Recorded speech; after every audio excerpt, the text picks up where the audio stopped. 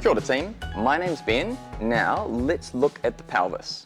We want to be able to find some bony landmarks for when we're doing our secondary survey and when we're applying a splint to make sure it's in the right place. So first up, here's our iliac crest. The way we find this is if we start by palpating our ribs, that's going to be nice and hard, and then we're going to come down, it's going to get soft where our abs are, and then the next thing we hit will be our iliac crest. So ribs, rock hard abs, and then there's my iliac crest, here and here.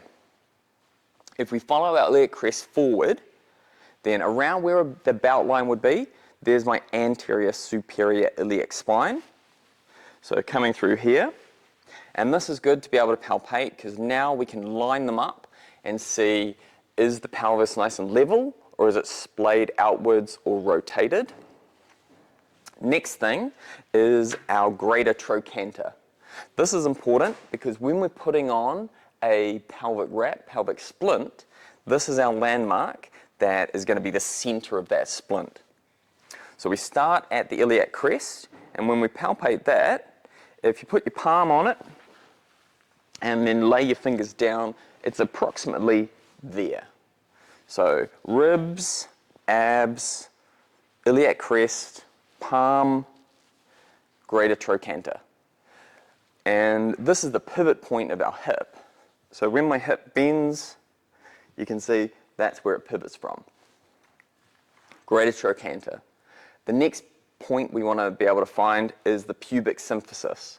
Our pubic symphysis is just medial to our greater trochanter, and that's where the pelvis connects one side to the other.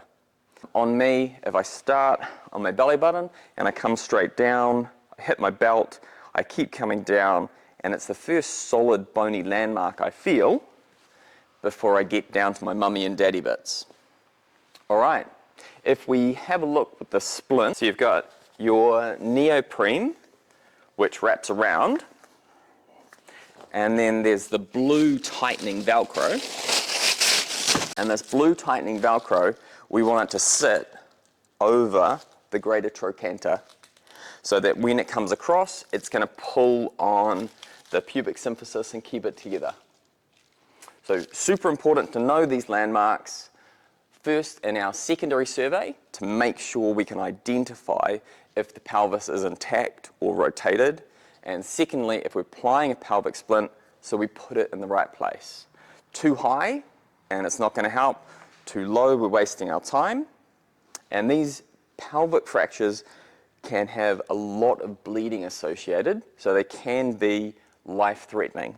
So applying a splint correctly could be a life-saving maneuver. All right, team. Happy studying.